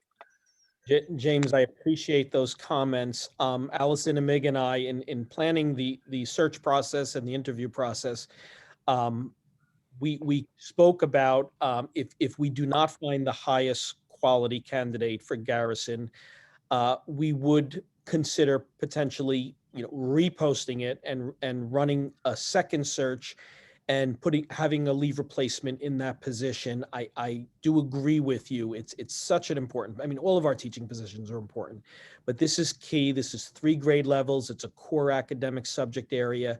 And I give you assurances that we will not settle. And right now I'm optimistic because we've seen some good applicants. It is posted. But again, I assure you, if we need to run a second search, we're prepared to do it. Thank you, Carl. All right, I'm going to move on now to old business. All right. Old business, we'll move on to new business. CSE, CPSE recommendations. I'm going to read the recommended action. Be it resolved that the Board of Education of the Garrison Union Free School District approve the Committee on Special Education, CSE, and Committee on Preschool Special Education, CPSE, recommendations and student placements 17523, 17404, 17522. May I have a motion, please? So moved. Second. Thank you. Dusty, would you call the roll, please? Jocelyn Epicello, Aye. David Gelber, Aye. James Hoke, Aye. Madeline Julian, Aye. Courtney McCarthy, Aye. Matthew Spicer, Aye. Sarah Tormey. Thank you. Next up, we have approval of sports mergers for the 2021-2022 school year. Be it resolved that the Board of Education of the Garrison Union Free School District hereby approves the sports mergers for boys modified soccer, girls modified soccer, modified football, modified softball, modified baseball, boys modified lacrosse, and girls modified lacrosse with Haldane Central School District for the 2021-2022 school year. May I have a motion, please? So moved. Second.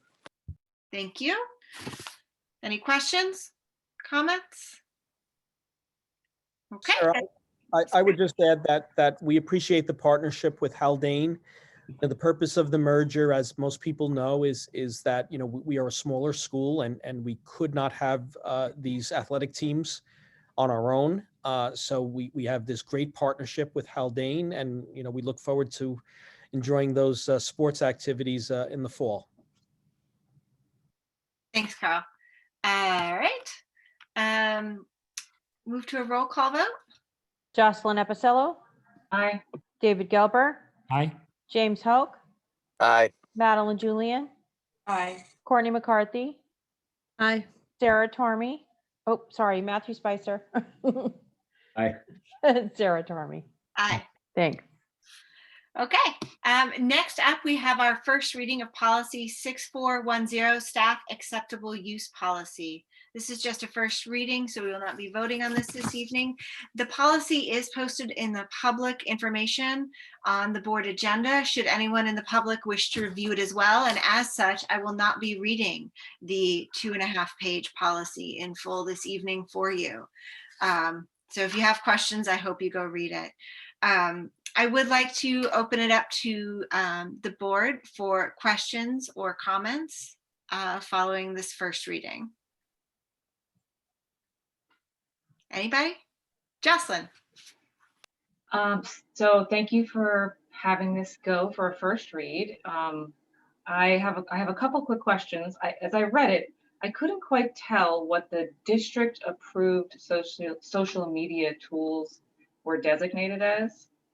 It references them. I'm sorry that I don't have the exact place. I think on page 2. Sure, Jocelyn. But the point is, yeah, I don't know if it's listed anywhere else. If you could. Yeah. What this basically refers to, and first I want to thank Scott Kaufman worked on these updates. So these are legal requirements that we had a policy from 2011. We new requirements have been issued, so we needed to add them. So basically, any staff member is not able to use social media without getting district permission. So whether it be Facebook or Twitter or anything, you do need the district's approval on that first. If you're going to tweet about guffs or tweet about your classroom. So that is the intent behind that language.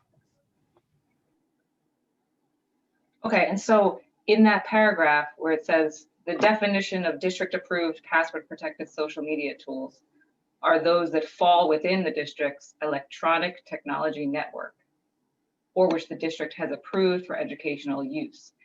And I just wonder why those approved social media tools are not then listed, so we just kind of know what they are, or are they purposely not listed because it just depends on they will shift over time.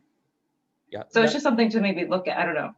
No, you're right, Jocelyn. That's we don't list them because the world of social media and technology is changing so rapidly. So we have certain things that are blocked. Okay, so we have filters, so we block out certain sites, but we do have the ability, for example, to allow Facebook or Twitter if we deem that there's some educational value to it. So we don't list the specific ones, but we do have control over it, and that is the purpose. It's intentionally doesn't list the specific social media sites because there's something may come out that is educationally valuable, and we decide to approve it for staff use. Mm-hmm. Okay. Yeah, because the generally available technologies are listed as examples, like Facebook, MySpace, Twitter, LinkedIn, Flickr, Vine, Instagram, Snapchat. So it's just because those, anyway, I understand, but I just feel like since those are listed, what are the district approved password protected social media tools? I just don't know. Okay. And I don't know if it's necessary for the policy, but it seemed like the paragraph didn't give me everything I needed. Okay.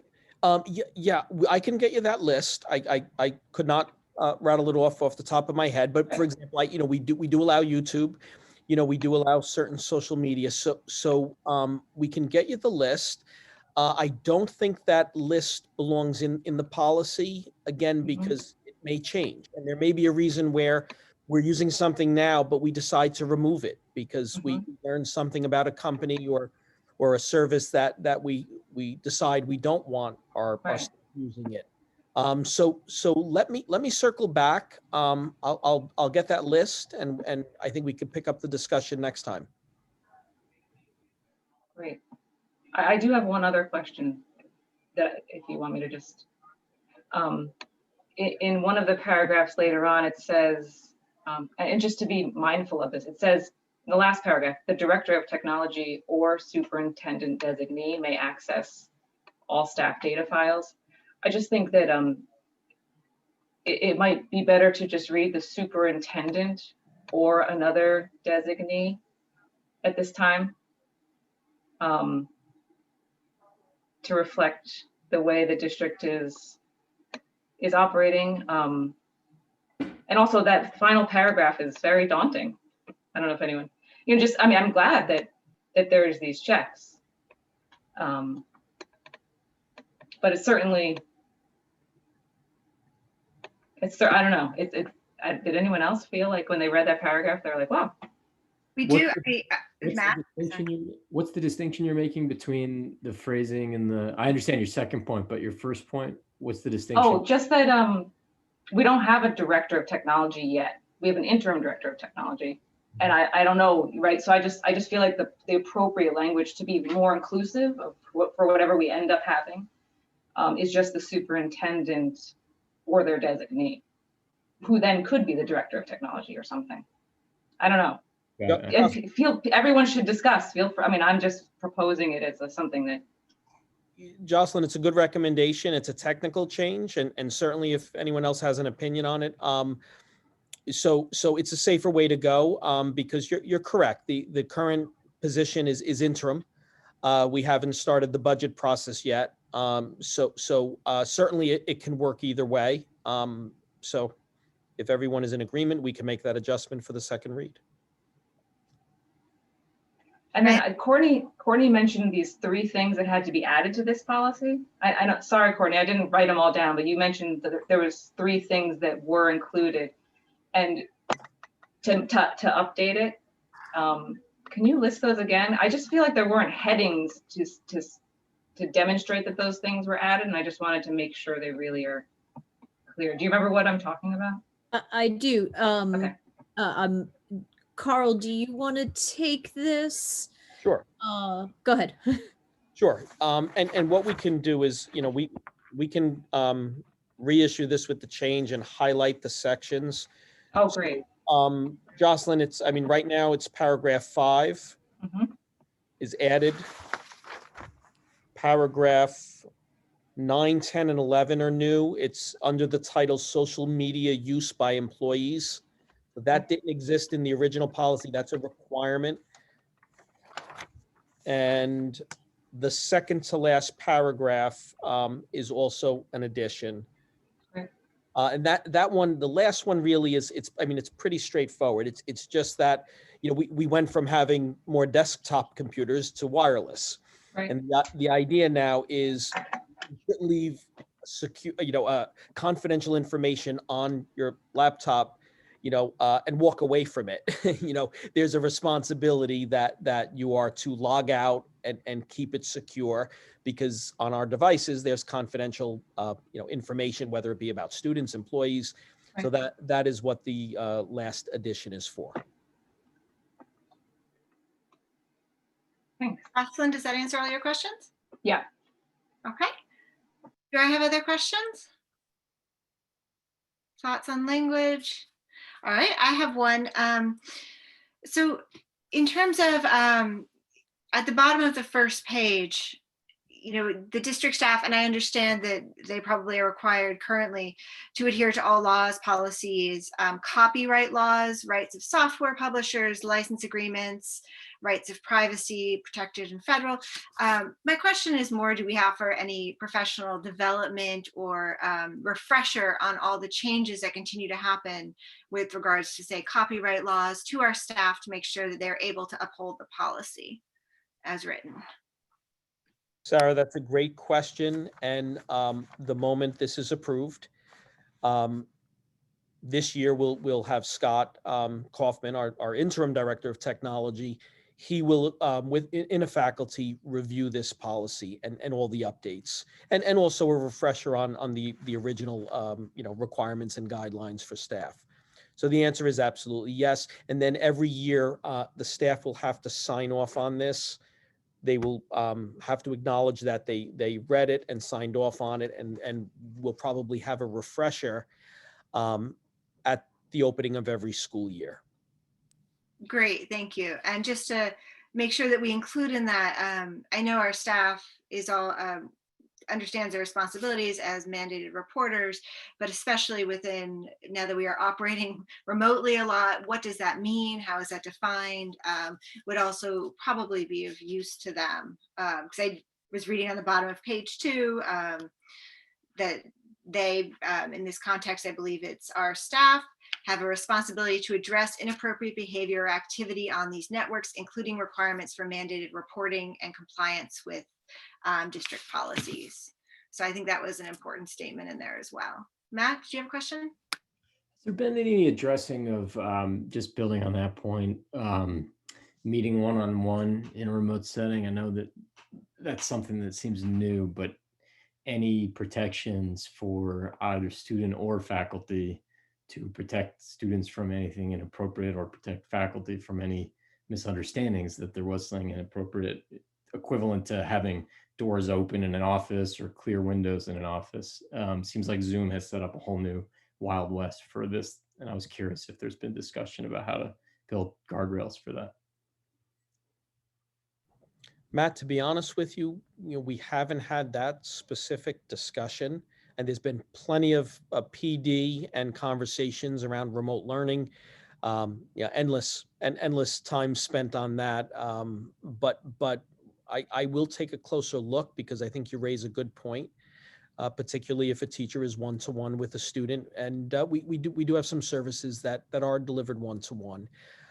So thank you for the recommendation, and I'll get back to you on it. Thank you. Okay, do I have any other questions, thoughts, comments before we move on from this first reading?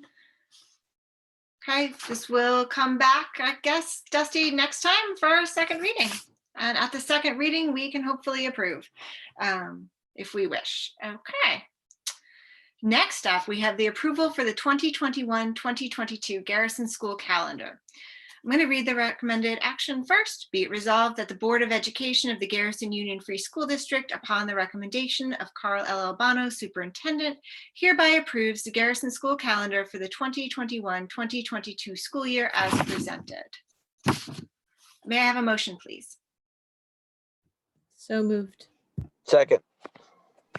Okay, before we move on and accept this draft, did anyone have any questions, comments, thoughts? On this current draft, you said? Yes. All right. I just wanted to point out, is it Mrs. Ricky who does this? I can't remember. No, this is not a this is the district approved calendar. This is the administration and the Okay, calendar. so this is the administration of it. I just want to point out that, and I appreciate that there's October, what day is it this coming year? October 11th is marked on the calendar as also Indigenous Peoples Day for the first time. So good work. Yeah, thank you. And just to speak to process, I think it's good for the board to know, I don't want to drag out the meeting, so forgive me, but this is always really a board decision. There are contractual guidelines. So the 181 student days and the professional learning days for teachers, that's contractual. And also in the contract, it does state that administration does look for input from our teachers union. So there is a committee that the teachers form. It does change sometimes year to year. So there were 3 teachers who sat on the committee with Allison and me and offered some really valuable input, and we appreciate that. But at the end of the day, we're making this recommendation, but this is a board decision. One of the goals, just briefly, was to preserve, the week-long holidays in December, February break, and April break. To do that, we do have a bit of an early start. Some of that also is due after Labor Day, is Rosh Hashanah, and there are 2 days off. So that's a bit unusual this year. But all in all, this calendar works. We think it's a good fit, and we'll have students in on September 1st, and hopefully, next year, we're in a much different place, and we're kind of excited about it. But certainly feel free to review it and ask any questions. I had one question. It goes back to the presentation we saw earlier as to whether we take out the days from September 1st, shorten the February break in order to preserve all of the days necessary for this year, so that we give the construction team that extra week, basically, to finish up. I know it means taking away the February break, but not every district around here does have that. I do recognize too that, we would welcome the teachers' input on that, but I'd like to hear what the board thinks of that. So you're saying if we took away the 21st through 25th of February, so that the students, well, the faculty would come back later, but also the students would come back not until, say, the 9th or the 13th of September. Then since they already have, since they have off the 6th, 7th, and 8th. Yeah, like even if you just bought that extra week from the 1st to the 8th, you get extra construction time when they've already been doing their summer construction. And for this year, it would shorten our February break, which some districts like our neighboring district in Haldane have already done. It's not something we couldn't return to. You're saying would shorten the February break for February 2022. 22. Yeah, we're looking at next year's calendar, February 22. Right, got it. Okay. All right. Don't worry, it's not in 2 weeks. But for next year, instead of having that full week, Madeline. I think that's a brilliant idea, not just for next this summer, but also for next summer. Because when construction starts, it's better for them to have to demobilize and much work as possible during summer, so we have less disruption during the school year. Would it help if Dusty, are you able to quickly put the calendar up on the screen? That may be helpful. Yes, please. Okay, give me just I'm like, okay.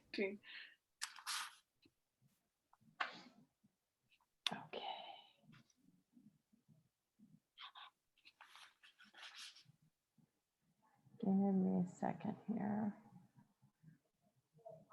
While Dusty is doing that, Connecticut is for the most part, especially around Fairfield, they've done away with February break. Of course, you do have to have the Monday off.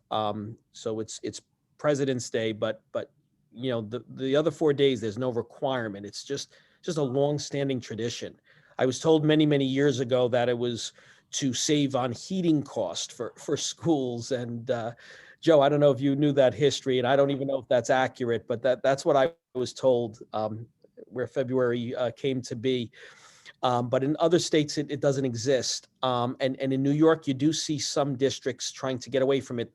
The challenge is if teachers have children in schools and their schools are off, that is just one challenge. But certainly there are some districts that are getting away from a February break. And it's not something we couldn't return to. I know there are probably families who appreciate it as well. It's not something we can return to in the future. It's just for while we are under construction, and because of where the holidays land this year, it would extend it. Carl, do you have a sense of whether the union feels strongly about this? I do, for the reasons I just stated, David. The teacher representatives that we gave some input to, and they do go back and speak with the rest of the faculty. They prefer to keep February break. And I want to speak for them, but that was pretty clear. One of the goals was to try to preserve, the 3 week long breaks, including February. But as Sarah points out, this is an unusual year. And construction, having that August 30th and 31st, and then the first 3 days of September, having that week to wrap up construction or to, just move it further along is valuable.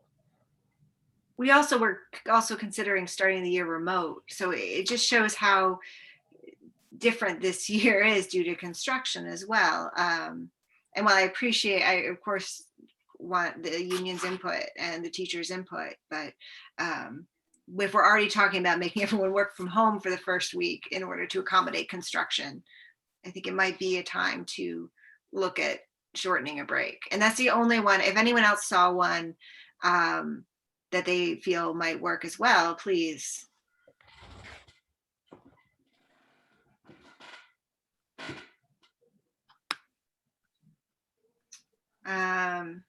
I'm not sure this is there. I think this one is not the right one. So give me just a second. I'm going to pull up the one that's off of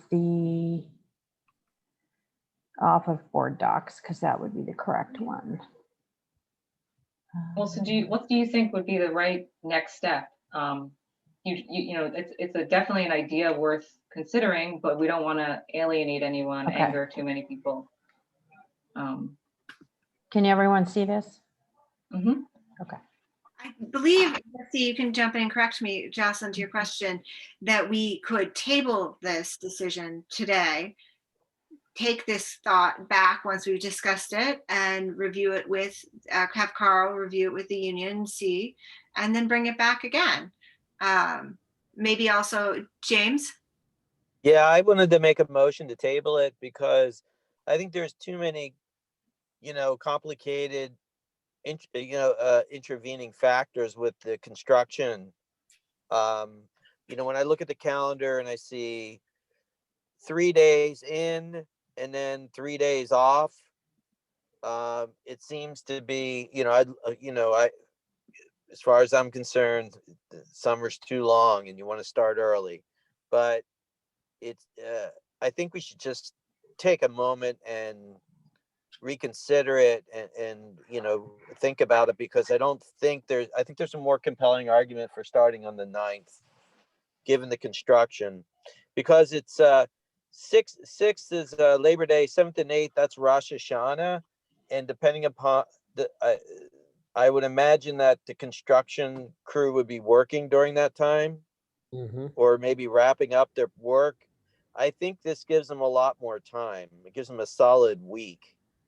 to either finish up work or clean up work or do whatever they need to do, right? If we begin on the 9th. James, you're 100% correct. It's not only the 5 days, but it's 2 days after Labor Day. So it's 7 work days total, which is very valuable. The first day of school is not a heavy instructional day, I think, in my memory. And the second and third, you're not going to get too much instruction before you have a three days off anyway, correct? If you're a student. So I think we should table it, and it's a lengthier discussion than meets the eye. That's my thought. So I move to table the discussion. So if I can just clarify on that point, we do have a motion and a second on the table to approve. So we're amending that motion with James, your motion to table. Correct. Okay. Madeline, did you have a question? Just to echo James, Carl, when you do have the conversation with the teacher, they have other ideas. So if this an out of the box idea, and what we're looking for is to extend the summer as much as possible. So they are thinking of something that we haven't seen. Definitely that last week in that first week is in question right now. Yeah. Yeah. Just for the record, I'd have a different viewpoint if the start date was if the first was a Monday and we're looking at a full week of instruction. It's just because of the way where Rosh Hashanah falls and where Labor Day always falls. But those 3 days off, it seems to be wiser to start later this year, when I'm usually an advocate for starting earlier. So just to be clear. David? If we were to start, on the 9th, what would that do to the professional learning days on August 30th and 31st? David, that's a good question. We could potentially do those days remote.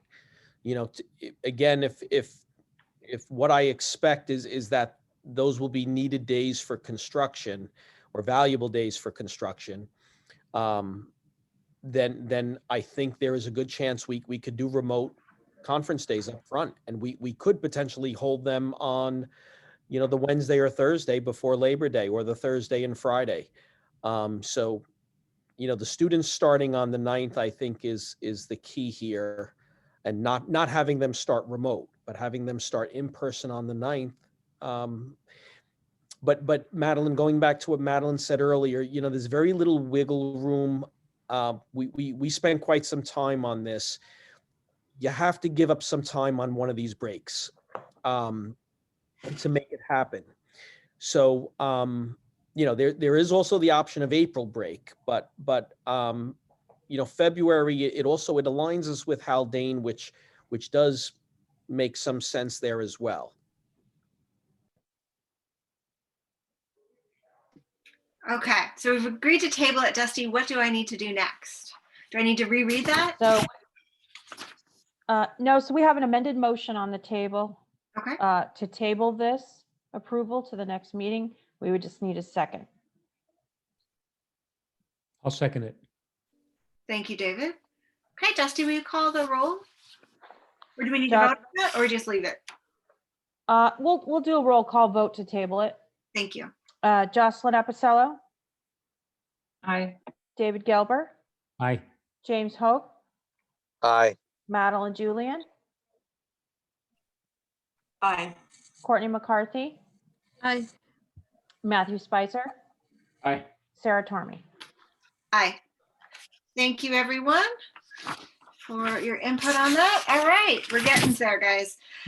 Next up, we have public comment. I invite the public to enter your questions or comments into the chat, and I shall read them. In accordance with policy 3220 of the Garrison Union Free School District, any person wishing to speak shall comply with all provisions of this policy. Comments about specific school personnel or individual students is a violation of board policy. Concerns regarding students or personnel should be discussed privately with the superintendent or appropriate administrator. All right, I'll look and see. I do have some comments from earlier. I generally do not read the chat until public comment. There does seem to be some people who feel strongly about not having disruption next year. Carl, there was a question from a member of the audience regarding whether a generator has been included in the project. Perhaps we could follow up on that. Sure. That's a question for the project manager. Not that I'm aware of, but if it's needed, of course, we would have it, but I can get back to that person. Thank you very much.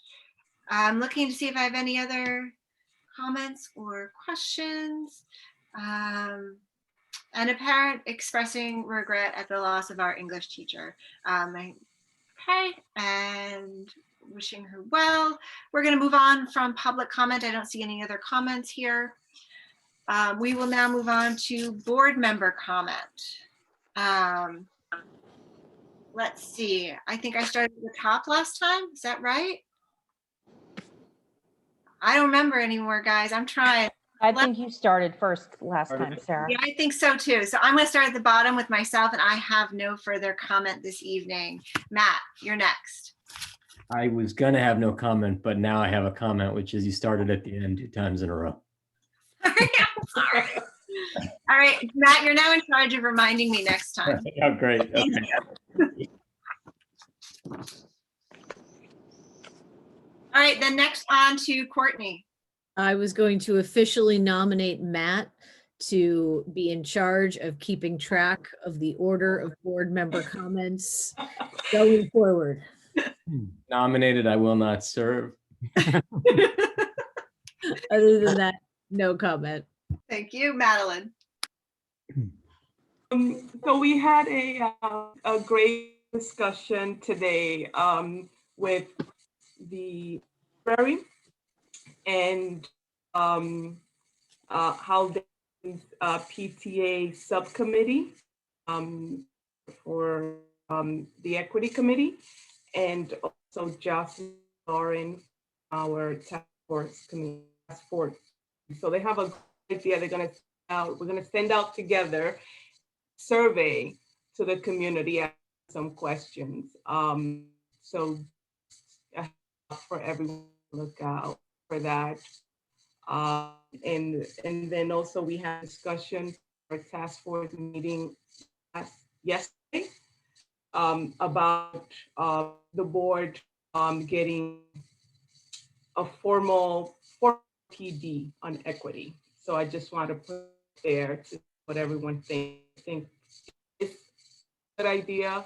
There's a lot of discussion about the work we're doing in terms of curriculum and overall the task force. And one of the things that's heavy is the PD on the staff, for the staff, and the teachers, which just would make a lot of sense. So if the board would also consider getting PD training. Madeline, you're breaking up a bit, so I'd like to, if you don't mind, I'm going to try and summarize. I don't know, was it breaking up for anyone else? Yeah. Okay, so here, I thank you for meeting members of the Equity Task Force. It sounds like you met with the Haldane PTA Equity Task Force, and that was your whole task force was part of that meeting? I can just jump in only because I was there, so I know what Madeline was trying to say. So there was 3 representatives from the GUFS task force, Madeline, Lauren, a parent member, and myself, who met with the library's equity committee and Haldane's PTA committee on EDI. So this is following the community conversation that happened a couple weeks ago that several of you were able to attend in response to the library Zoom incident. So, and I think the second part of what Madeline, so Madeline was saying that they're developing a survey that would go out to the entire community to kind of just hear feedback on what the entire community is thinking along this topic. So to look out for such a survey. And I would just jump in here and say the survey should probably go to the chair of the committee, the Tech Equity Task Force first before going out, if it's from the task force. There's no chair of the task force. So Carl is the de facto chair, I believe, at this. So it'll go to Carl, and yeah, I mean, it definitely will be following all of the protocol for how to officially release a survey, but we have no control over what Desmond Fish is going. They're going to also release a survey, you know, and Haldane's committee will likewise do it. So certainly Carl, no matter what, would be the person you would go to for distribution. And then I think the other thing Madeline brought up was that a really important piece of what Madeline, I'm sorry to be speaking for you, but it is really hard to hear what you were saying. It kept popping in and out.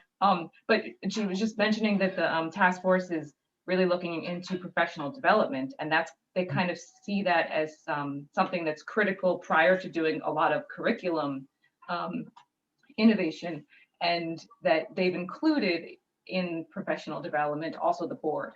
And so wanting to also include the board as going through some sort of training, and it's going to happen in their plan that they're going to propose, the task force that is, it would happen sooner rather than later, probably this spring, to propose a board training. Did I capture that, Madeline?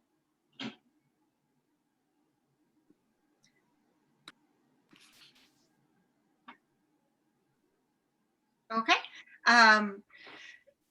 Thank you, Jocelyn. I did catch the board training part. And I think certainly we can look at board training recommendations. However, we do have the election in May, so trainings might be great in the summer as well as part of a retreat. If it's something Haldane's doing, perhaps we can also reach out to their board to see, because we've done joint trainings with the Haldane board in the past. And it might be an economical way to approach a training like that and useful to both boards.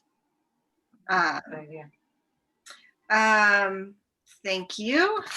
Okay, I'm going to keep going then. James?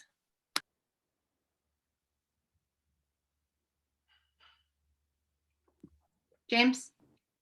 No comment. Awesome, thank you. All right, David. Yeah, I just wanted to express my gratitude to Carl for shedding a whole new light on cheerleading. I never thought of it as a high impact activity, but then I thought the same thing. I did my cheerleading in the middle of the 20th century, so what do I know? You know. Yeah, there's sideline cheerleading, and then there's the competitive cheerleading, and it was recognized as a sport. I think 3 years ago, David. And it's serious business. So now I get it. And Jocelyn? No comment, thanks. Thank you. Okay, anyone else? All right, we are going to move on to executive session. I'm going to read the recommended action. Be resolved that the Board of Education of the Garrison Union Free School District hereby enters into executive session for the purpose of discussing the employment history of a particular persons and reviewing probationary personnel. May I have a motion, please? So moved. Second. Seconded. Thank you. Dusty, will you call the roll, please? You're on mute, but aye. Thank you. David Gelber. Aye. James Hoke. Aye. Madeline Julian. Aye. Courtney McCarthy. Aye. Matthew Spicer. Aye. Sarah Tormey. Aye. I will note that the board will not take action in executive session. Will adjourn without taking action in executive session. All right. I think I got that all right, Dusty. We're good to go? You're good. All right. May I suggest to everyone that we take a brief break and then enter into executive session. We'll see you on the next Zoom link. All right. See you soon.